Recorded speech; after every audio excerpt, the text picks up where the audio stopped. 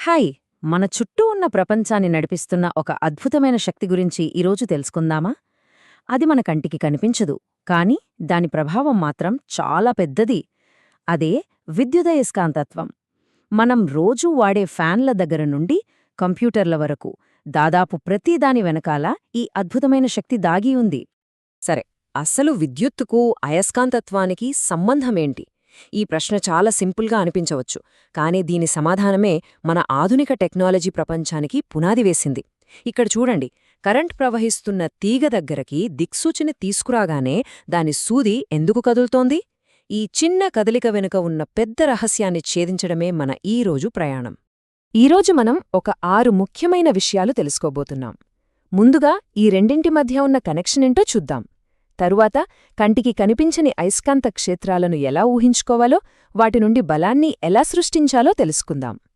ఆ తరువాత electric motor ఎలా పనిచేస్తుందో చూసి దానికి రివర్స్లో అయస్కాంతంతో కరెంట్ను ఎలా పుట్టించవచ్చో నేర్చుకుందాం. ఇక చివరిగా ఇవన్నీ మన ప్రపంచాన్ని ఎలా నడిపిస్తున్నాయో చూద్దాం. ఓకే, మన కథ మొదటి భాగానికి వచ్చేశాం. ఒక ఆశ్చర్యకరమైన సంబంధం. ఇది జరిగింది 1820లో.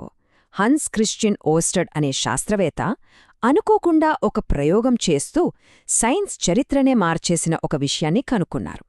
అప్పటిదాకా వేరువేరనుకున్న 2 శక్తుల్ని ఆయన ఒక్కటిగా కలిపేశారన్నమాట. ఓర్స్టెడ్ చేసిన ప్రయోగం ఇదే. ఎడమవైపు చూడండి, సర్క్యూట్లో కరెంట్ ఆఫ్లో ఉంది, సో దిక్సూచి మామూలుగా ఉత్తరం వైపు చూపిస్తోంది. కానీ కుడివైపు స్విచ్ ఆన్ చెయ్యగానే చూసారా, సూది పక్కకి కదిలింది. అప్పుడే ఓర్స్టెడ్కు ఒకటి అర్థమైంది. కరెంటు ప్రవహిస్తున్నప్పుడు ఆ తీగ తన చుట్టూ ఒక అయస్కాంత క్షేత్రాన్ని సృష్టిస్తోంది. విద్యుత్తు, అయస్కాంతత్వం వేరువేరు కాదు, వాటికి సంబంధం ఉంది అని ప్రపంచానికి మొట్టమొదటిసారి తెలిసింది అప్పుడే. ఇక మన రెండో భాగానికి వెళదాం. అయస్కాంత క్షేత్రాలను గీయడం. కరెంటుతో మ్యాగ్నెటిక్ ఫీల్డ్ వస్తుందని మనకి తెలిసింది. కానీ ఈ కంటికి కనిపించని ఫీల్డ్ అసలు ఎలా ఉంటుంది? దాని రూపాన్ని మనం ఎలా చూడగలం? ఈ ఊహాత్మక గీతలే అయస్కాంత క్షేత్ర రేఖలు. ఇవి ఎప్పుడూ నార్త్ పోల్ నుండి మొదలై సౌత్ పోల్లోకి వెళ్తాయి. ఇక్కడొక ముఖ్యమైన విషయం గమనించాలి. ఈ గీతలు ఎక్కడైతే చాలా దగ్గరగా, గుంపుగా ఉన్నాయో అక్కడ అయస్కాంత క్షేత్రం చాలా బలంగా ఉంటుంది. అందుకే చూడండి, పోల్స్ దగ్గర అవి ఎంత దగ్గరగా ఉన్నాయో. ఇప్పుడు మ్యాగ్నెటిక్ ఫ్లక్స్ అనే ఒక కొత్త కాన్సెప్ట్ గురించి మాట్లాడుకుందాం. సింపుల్గా చెప్పాలంటే, ఒక సర్ఫేస్ గుండా మొత్తం ఎన్ని ఫీల్డ్ లైన్స్ వెళ్తున్నాయో లెక్కపెట్టడమే మ్యాగ్నెటిక్ ఫ్లక్స్. అంతే. మరి మ్యాగ్నెటిక్ ఫ్లక్స్ డెన్సిటీ అంటే ఏంటి? చాలా సింపుల్. ఒక చిన్న ఏరియాలో ఈ ఫీల్డ్ లైన్స్ ఎంత దట్టంగా, ఒత్తుగా ఉన్నాయి అని చెప్పేదే ఈ ఫ్లక్స్ డెన్సిటీ. అందుకే ఫార్ములా B=φ/a. ఫ్లక్స్ డెన్సిటీ ఎక్కువుందంటే ఆ ఫీల్డ్ అంత స్ట్రాంగ్ అన్నమాట. ఇప్పుడు మనం తీగ ఆకారాన్ని మార్చి చూద్దాం. అప్పుడు ఈ ఫీల్డ్ ఎలా మారుతుందో. ఒక స్ట్రేట్ వైర్ చుట్టూ వృత్తాకారంలో ఫీల్డ్ లైన్స్ ఏర్పడతాయి. అదే తీగను ఒక కాయిల్ లాగా చుడితే ఆ ఫీల్డ్ అంతా ఆ కాయిల్ లోపల కేంద్రీకృతమవుతుంది. ఇక అలాంటి చాలా కాయిల్స్ను కలిపితే తయారయ్యేదే సాలినాయిడ్. ఇది చూడటానికి, పనిచేయటానికి కూడా అచ్చం ఒక బార్ మ్యాగ్నెట్ లాగే ఉంటుంది. మరి ఈ క్షేత్రం యొక్క డైరెక్షన్ ఎలా తెలుసుకోవాలి? దీనికొక సింపుల్ ట్రిక్ ఉంది. అదే కుడిచేతి బొటనవేలి నియమం. కరెంట్ ప్రవహిస్తున్న తీగను మన కుడిచేత్తో పట్టుకున్నట్లు ఊహించుకుందాం. మన బొటనవేలు కరెంట్ డైరెక్షన్లో ఉంటే మన ముడుచుకున్న వేళ్లు ఏ దిశలో అయితే ఉన్నాయో అదే అయస్కాంత క్షేత్రం యొక్క దిశ. చాలా సులభం కదా? మన మూడవ భాగం, అయస్కాంతత్వం నుండి బలం. సరే, కరెంట్తో మ్యాగ్నెటిక్ ఫీల్డ్ వచ్చింది, బాగుంది. ఇప్పుడు ఆ ఫీల్డ్తో మనమేం చేయగలం? దాన్ని ఉపయోగించి ఒక ఫోర్స్ను, అంటే ఒక బలాన్ని ఎలా సృష్టించవచ్చో చూద్దాం రండి. ఒక మ్యాగ్నెటిక్ ఫీల్డ్ దాని గుండా కదులుతున్న ఒక ఎలక్ట్రాన్ లాంటి ఛార్జ్పై బలాన్ని ప్రయోగిస్తుంది. ఆ ఛార్జ్ ఫీల్డ్లోకి వెళ్ళగానే చూడండి, దాని దారి ఎలా పక్కకి వంగిపోయిందో. ఈ బలాన్ని మనం F=qvb sin θ అనే సూత్రంతో లెక్కిస్తాం. ఇక్కడ sin θ చాలా ముఖ్యం, ఎందుకంటే ఛార్జ్ ఫీల్డ్కి లంబంగా కదిలినప్పుడే బలం గరిష్టంగా ఉంటుంది. ఒకే ఒక ఛార్జ్ పైనే కాదు, కరెంట్ ప్రవహిస్తున్న మొత్తం తీగపై కూడా ఈ బలం పనిచేస్తుంది. దీని ఫార్ములా F=BIL sin θ. ఇక్కడ I అంటే కరెంట్, L అంటే తీగ పొడవు.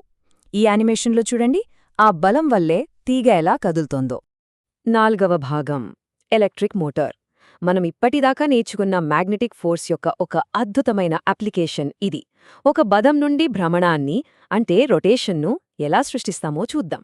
ఒక దీర్ఘచతురస్రాకార తీగ చుట్టను అంటే ఒక కాయిల్ను మ్యాగ్నెటిక్ ఫీల్డ్లో ఉంచి దానిలోంచి కరెంటు పంపామనుకోండి, అప్పుడు దాని ఎదురెదురు భుజాలపై వ్యతిరేక దిశలలో బలాలు పనిచేస్తాయి. ఈ యానిమేషన్లో ఏబి, సిడి భుజాలపై ఉన్న బాణం గుర్తులు చూడండి. ఈ రెండు బలాల జంట ఒక టార్క్ని సృష్టిస్తోంది.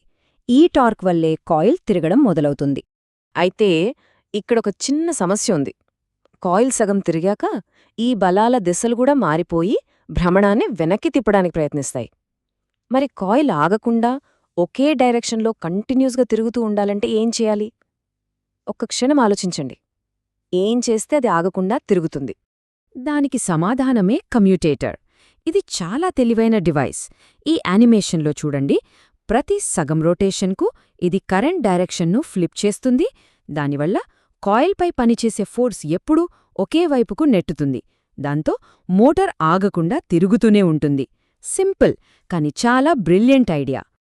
5వ భాగం అయస్కాంతత్వం నుండి విద్యుత్తు. ఇప్పటిదాకా విద్యుత్తు నుండి అయస్కాంత క్షేత్రాన్ని సృష్టించాం కదా, మరి ఈ ప్రాసెస్ను రివర్స్ చేయగలమా? అంటే అయస్కాంతత్వం నుండి విద్యుత్తును పుట్టించగలమా? ఫారడే చేసిన అద్భుతమైన ఆవిష్కరణ ఇదే.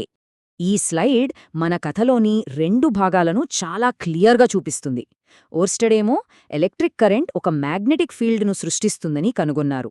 మైకెల్ ఫారడే ఏమో మారుతున్న మ్యాగ్నెటిక్ ఫీల్డ్ ఎలక్ట్రిక్ కరెంట్ను సృష్టిస్తుందని కనుగొన్నారు. ఈ ప్రక్రియనే మనం విద్యుదయస్కాంత ప్రేరణ అంటాం. ఫారడే నియమం ఏం చెబుతుందంటే, ఒక కాయిల్ దగ్గర మ్యాగ్నెటిక్ ఫ్లక్స్లో మార్పు వచ్చినప్పుడు, అంటే అయస్కాంతాన్ని కదిపినప్పుడు, ఆ కాయిల్లో ఒక ఈఎంఎఫ్ ప్రేరేపించబడుతుంది. ఈఎంఎఫ్ అంటే ఎలక్ట్రోమోటివ్ ఫోర్స్. ఇది కరెంట్ను ముందుకు నెట్టే ఒక పుష్ లాంటిదనమాట.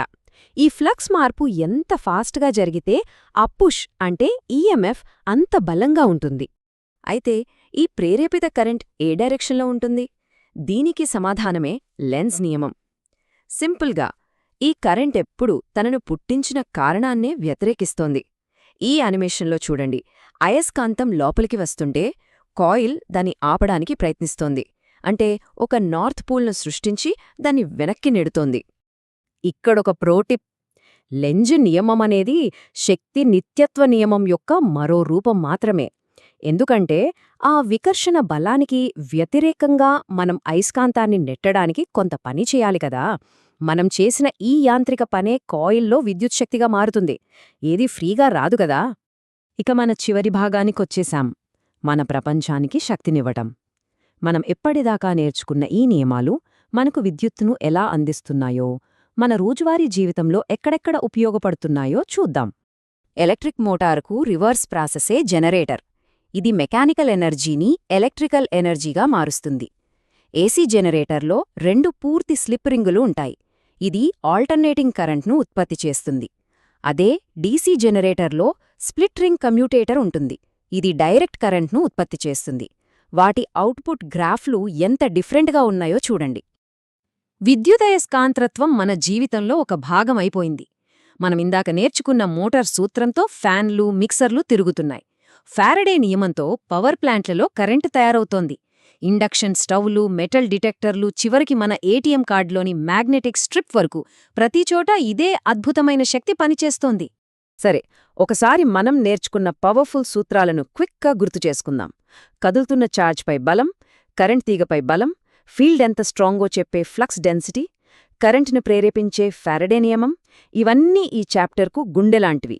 ఈ టూల్స్తో మనం విద్యుదయస్కాంతత్వానికి సంబంధించిన చాలా సమస్యలను ఈజీగా పరిష్కరించవచ్చు. విద్యుత్, అయస్కాంతత్వం ఒకే నాణానికి 2 వైపులని మనం చూశాం. మరి ఈ విశ్వంలో మనకు తెలియకుండా ఇంకా ఏ శక్తులు ఇలా రహస్యంగా ఒకదానితో ఒకటి కలిసిపోయి ఒకే పెద్ద శక్తిగా ఉండొచ్చు? ఆలోచించండి. సైన్స్ ఎప్పుడూ ఇలాంటి ప్రశ్న